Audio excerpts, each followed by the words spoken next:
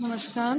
कल हमने हिंदी नाट्य साहित्य के विकास क्रम में भारतेंदु युग पर चर्चा करी थी। आज हम द्विवेदी युग पर चर्चा कर रहे हैं।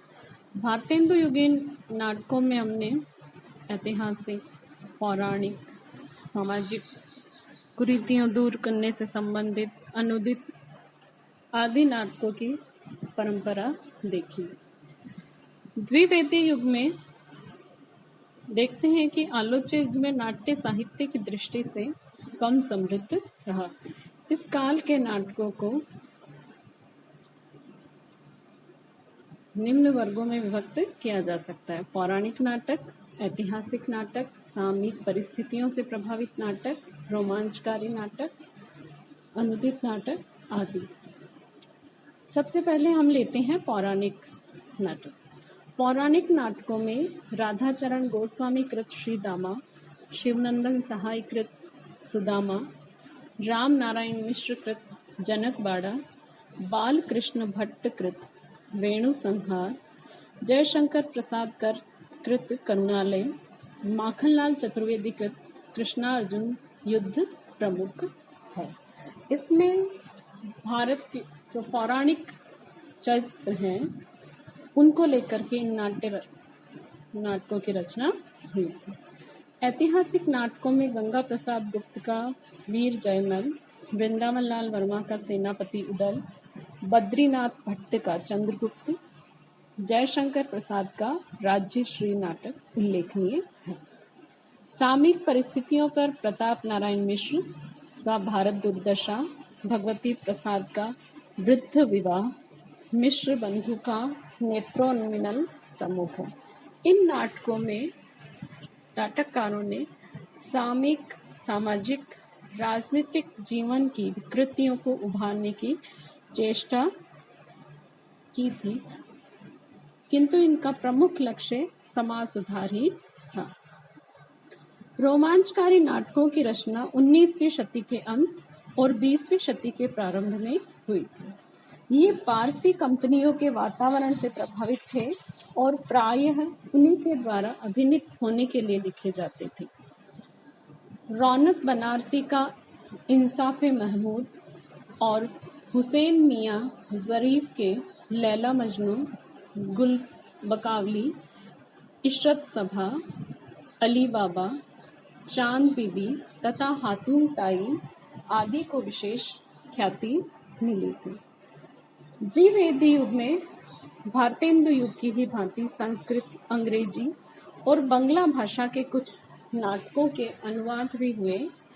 संस्कृत से सदानंद अवस्थी ने नागानंद, लाला सीताराम ने मृच्छकटिकम और कविरत्न सत्यनारायण ने उत्तर रामचरित का अनुवाद किया।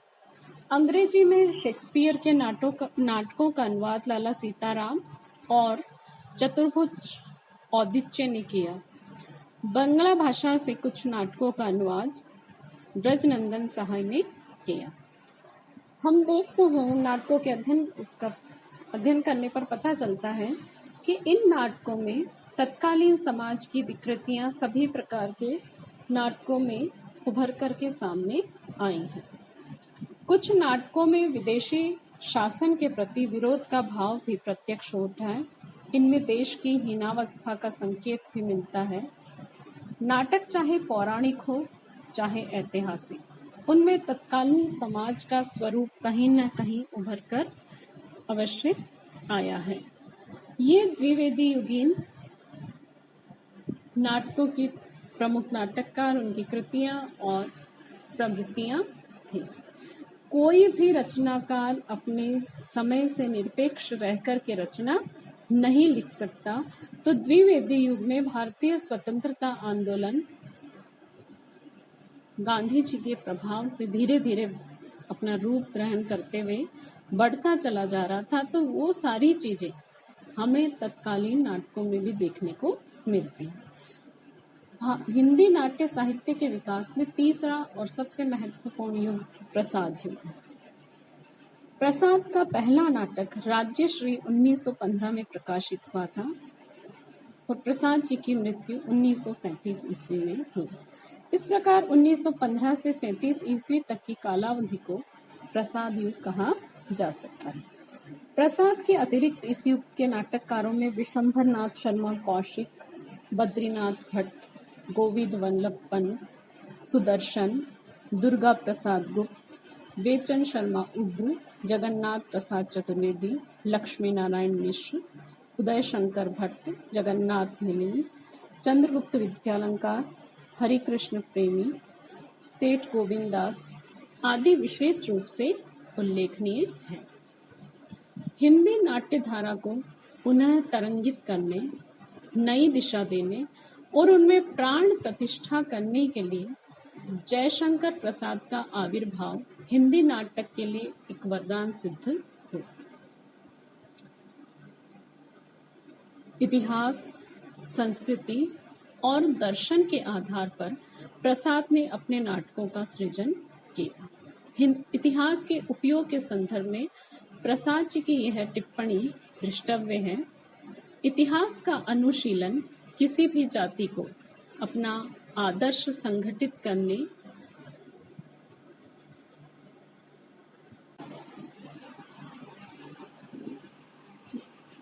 में अत्यंत लाभदायक होता है। मेरी इच्छा भारतीय इतिहास के अप्रकाशित अंश में उन प्रकांड घटनाओं का दिग्दर्शन कराने की है जिन्होंने हमारी वर्तमान स्थिति बनाने में महत्वपूर्ण योग दिया है। प्राचीन इतिहास से प्रेरणा ग्रहण करते हुए प्रसाद जी ने बहुत महत्वपूर्ण नाटक लिखे थे। जयशंकर प्रसाद के राष्ट्रीय भारतीय स्वतंत्रता आंदोलन के दौर में भारतीय संस्कृति के उद्धारक तथा सांस्कृतिक जागरण के अधिष्ठाता के रूप में उन्होंने अपनी आवाज बुलंद की। इतिहास और कल्पना के योग से उन्होंने जो नाटक लिखे उनमें प्रेम और सौंदर्य के मधुरम चित्र हैं। रोमांटिक होते हुए भी इनके नाटकों में पर्याप्त संयम दिखाई देता है। इन्होंने अतीत के माध्यम से आधुनिक समस्याओं का निदर्शन किया है।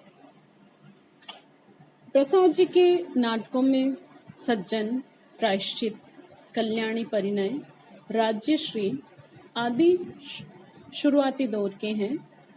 अजात शत्रु, जन्मेजय का नाग यज्ञ, कामना, स्कंदगुप्त, चंद्रगुप्त, ध्रुव स्वामिनी इनकी प्रौढ़तम नाट्य रचनाएं हैं और प्रख्यात हैं। देशभक्ति, राष्ट्रोद्धार, साम्राज्यवादी शोषण का विरोध, नारी जागरण, सामाजिक समता की भावना तथा मानवीय संवेदनाओं और मूल्यों की स्थापना इन नाटकों का प्रधान स्वर है। प्रसाद जी ने देशवासियों में आत्मगौरव, उत्साह, बल एवं प्रेरणा का संचार करने के लिए अतीत का गौरवगान किया। विशंभर नाथ शर्मा कौशिक का भीष्म नाटक मंच की दृष्टि से लोकप्रिय हुआ। गोविंद वल्लभ पंत इस युग के प्रतिभा संपन्न नाटककार हैं। इन्होंने पौराणिक एवं सामाजिक सभी प्रकार के नाटक लिखे हैं। इनके 3 नाटक वरमाला, राजमुकुट और अंगूर की बेटी प्रसाद युग में विशेष लोकप्रिय हुए। दुर्गा प्रसाद गुप्त ने नाटकों की रचना रंगमंच को दृष्टि में रखकर के की थी। उनके पौराणिक नाटकों में गौतम अहल्या, विश्वामित्र नाटक, अभिमन्यु वध नाटक आदि उल्लेखनीय है। पांडे बेचन शर्मा उग्र के महात्मा ईसा, चुंबन और डिक्टेटर प्रसिद्ध नाटक हैं। लक्ष्मी नारायण मिश्र इस युग के समस्या नाटककार के रूप में प्रसिद्ध हुए। सन्यासी, राक्षस का मंदिर, मुक्ति का रहस्य, राजयोग, सिंदूर की होली, आधी रात आदि उनके कई नाटक इस युग में प्रकाशित हुए। हम देखते हैं कि मिश्र जी ने परंपरा से हटकर सहशिक्षा, बहुविवाह, अनैतिक संबंध और सामाजिक समस्याओं को केंद्र में रखकर के नाटकों की रचना की और उन्होंने इन समस्याओं का समाधान भारतीय जीवन मूल्यों को दृष्टि में रखकर प्रस्तुत किया है। उदय शंकर भट्ट भी इस युग के एक सशक्त नाटककार के रूप में प्रसिद्ध हुए। इनके विक्रमादित्य, सगर विजय, दाहर अथवा सिंध पतन, विद्रोहिणी अम्बा और कमला नाटक प्रकाशित हुए। उदय शंकर जी द्वारा नाटकों में उभारे गए चरित्र अधिक मानवीय और स्वाभाविक है। हरिकृष्ण प्रेमी अपनी प्रखर राष्ट्रीय चेतना युक्त ऐतिहासिक नाटकों के लिए प्रसिद्ध है। इनके स्वर्ण विहार, रक्षाबंधन, पाताल विजय, शिवा साधना और प्रतिशोध नाटक प्रकाशित हुए। वस्तुतः प्रसाद युग स्वच्छंदतावादी साहित्य चेतना का युग था। उस समय देश की स्वतंत्रता के लिए संघर्ष कर रहे थे। राष्ट्र प्रेम, समाज सुधार तथा सत्य, प्रेम, अहिंसा जैसे मानव मूल्य रचनात्मक चेतना के प्रेरक तत्व थे। इसलिए प्रसाद युग के सभी नाटक किसी न किसी रूप में इन मूल्यों से प्रेरित और प्रभावित थे। इन नाटकों में उदात्त चरित्र का स्थापन एवं मानसिक अंतर्द्वंद का परिस्थितियों के अनुसार चित्रण हुआ है। प्रसाद जी के कुछ नाटकों में दृश्यगत वैविध्य, स्थानगत वैविध्य, लंबे लंबे संवाद आदि नाटकों को रंगमंच पर प्रस्तुत करने में बाधा उत्पन्न करते हैं। हम देखते हैं कि इस युग में संस्कृत, बंगला और अंग्रेजी के नाटकों के भी अनुवाद हुए।